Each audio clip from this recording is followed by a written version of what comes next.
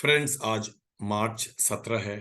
हम इसे world sleep day के नाम से मनाते हैं। कहने का मतलब कि वर्ल्ड स्लीप डे, रात को अच्छी नींद होना और अगले दिन सुबह हम बिल्कुल फ्रेश उठें, इसकी कोशिश एक अवेयरनेस ड्राइव के द्वारा है, जो साल ब साल मार्च 17 को बताई जाती है। तो ये पूरी एस्पेक्ट उन लोगों के लिए ज्यादा जरूरी है जिनके लिए रात की नींद बहुत दुर्लभ है, जिनके लिए रात की नींद नहीं हो पाती कई कारणों से, और उनकी अगले दिन की वो रिपेयर हो नहीं पाई, और उठते हैं तो काफी इरिटेबल होते हैं या नींद में होते हैं, और उनकी परफॉर्मेंस उनके वर्क प्लेस पे, उनके ऑफिस पे या उनकी दिनचर्या वो नहीं होती जो एक जमाने में थी। रात को बार बार यूरिन जाना भी एक बहुत इंपॉर्टेंट प्रॉब्लम है, जैसे हम नॉक्ट्यूरिया कहते हैं। तो आज हम वर्ल्ड स्लीप डे और नॉक्ट्यूरिया को जोड़ने की कोशिश करते हैं। होता क्या है, अगर हमें रात को अच्छी नींद आई तो हम अगले दिन बिल्कुल फ्रेश हैं, हमारी बॉडी बिल्कुल रिपेयर हो चुकी है, और फिर हम दुरुस्त हैं अगले 10-15 घंटों के लिए काम करने में, और इरिटेबल नहीं है, और हमारी परफॉर्मेंस लेवल वो होती है जो हम एक्सपेक्ट कर रहे हैं, जो हमारे पीयर्स एक्सपेक्ट करते हैं। पर ये सच्चाई नहीं है। बहुत से बुजुर्ग लोग ऐसे हैं जिनकी रात को यूरिन प्रोडक्शन बहुत ज्यादा होती है। कहने का मतलब, आप कई 2 से 5 बार वो रात को उठते हैं, में ज्यादा बार उठते हैं। और वो कौन है? 50-60 साल के बाद जिन लोगों की डायबिटीज है और अनकंट्रोल्ड है, जो बुजुर्ग हैं, जिनकी यूरिन प्रोडक्शन रात को ज्यादा होती है। रात को ज्यादा यूरिन प्रोडक्शन को हम कहते हैं नॉक्टर्नल पॉलीयूरिया। सो नॉक्ट्यूरिया, या रात को बार बार पेशाब जाना, उसका सबसे कॉमन कारण बुजुर्गों में नॉक्टर्नल पॉलीयूरिया होता है, जिसमें यूरिन की प्रोडक्शन ज्यादा हो रही है। रात को अगर यूरिन की प्रोडक्शन ज्यादा होती है तो आपके पास कोई चारा नहीं, आपको उठ के यूरिन पास करने ही जाना पड़ेगा, बशर्ते आपकी नींद वैसी है जिसमें आपकी नींद खुल जाए। जिन लोगों की नींद नहीं खुलती वो बेड वेटिंग या रात को निद्रा में बेड पे ही यूरिन लीक हो जाता है। तो हमारे लिए आज ये अवेयरनेस ड्राइव मार्च 17 को बहुत जरूरी है, जो हर साल हम जगाते रहते हैं लोगों को, कि हमारी रात की नींद इतनी अच्छी हो कि हमारा दिन बिल्कुल शुभ निकले। पर ये हर किसी के लिए नहीं पॉसिबल है। बुजुर्गों में रात को पेशाब ज्यादा बनती है।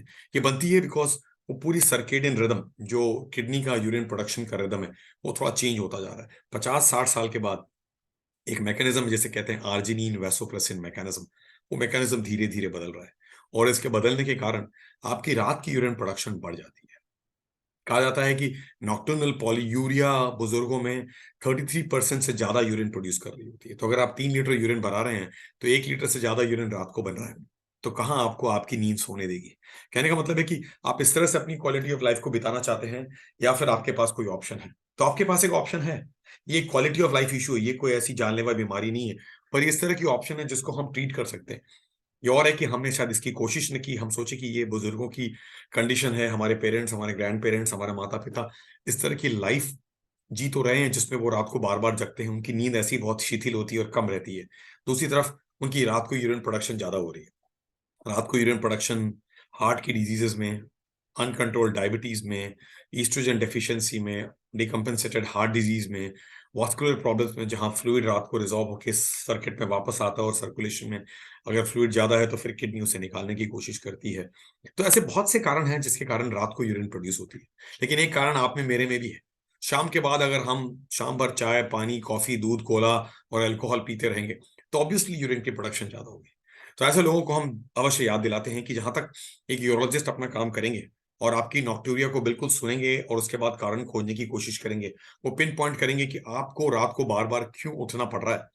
वो हार्ट डिजीज तो नहीं है, वो अनकंट्रोल डायबिटीज तो नहीं है, वो कुछ और भी कारण है, या सिर्फ एज रिलेटेड आर्जिनिन वैसोप्रेसिन की चेंज के कारण आपकी यूरिन की प्रोडक्शन रात को ज्यादा हो रही है।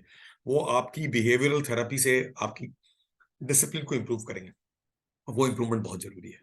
वो इंप्रूवमेंट इसलिए जरूरी है कि अगर हम अपनी डिसिप्लिन ला पाए, अपने खाने पीने, रहन सहन, जिसके बारे में इतनी बातचीत हो रही है और हमने इतना कुछ सीखा है कई सालों में, तो हमारी रात की और शाम की जो बेवरेजेस हैं, जो लिक्विड्स हैं, जिसमें चाय होता है, कॉफी होता है, मिल्क होता है, अल्कोहल होता है, और जो भी कुछ हम शाम को पीते हैं, उसको जरा हम जल्दी खत्म करें। कहने का मतलब, सोने और खाने की जो गैप होती है वो 2 घंटे की कम से कम बीच में गैप होनी चाहिए। अगर हम रात को 8 बजे खाना खाएं और 10 बजे सोने जाएं, तो 8 बजे के बाद जो भी लिक्विड लेना था, दवाइयां लेनी थी, सब खत्म हो गई। 10 बजे हम यूरिन पास करके सोने जाएं, तो शायद इस तरह की कोई डिसिप्लिन अगर आएगी।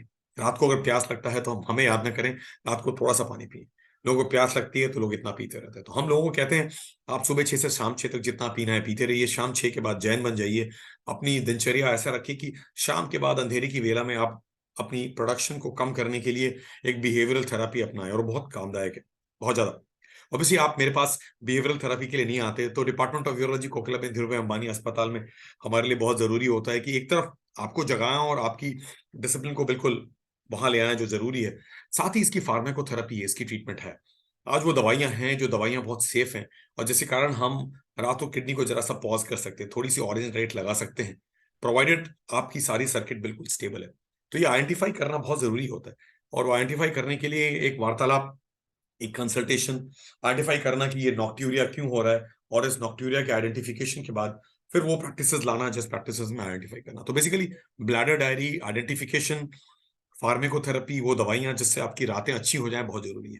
कोई ऐसा है जिसको दिन में भी यूरिन लीक हो रहा है, जिसको बार बार यूरिन जाना पड़ता है दिन में और कभी कंट्रोल नहीं होता, जैसे इनकॉन्टिनेंस कहते हैं, अर्जेंसी है, फ्रीक्वेंसी है, तो वो एक अलग पहलू होता है।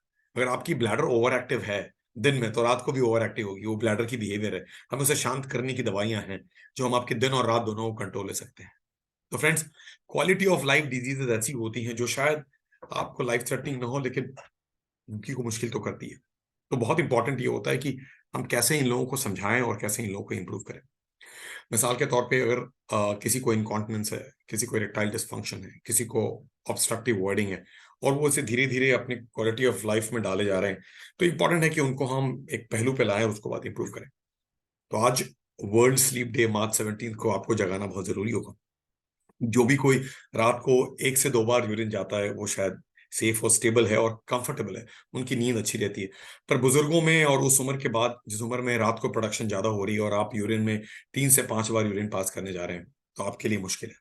आपके लिए बहुत जरूरी है कि आप अपने आप को अपने यूरोलॉजिस्ट से मिलें, और यूरोलॉजिस्ट आपको नॉक्ट्यूरिया के बारे में समझाएंगे, जो मैं आपको समझाने की आज कोशिश कर रहा हूँ, ताकि साल के हर दिन आपकी क्वालिटी ऑफ लाइफ अच्छे से इंप्रूव होती रहे और आप फिर उस लेवल को पहुंचे जहां से क्वालिटी ऑफ लाइफ ऐसी हो, नॉक्ट्यूरिया को भूलने की कोशिश करें।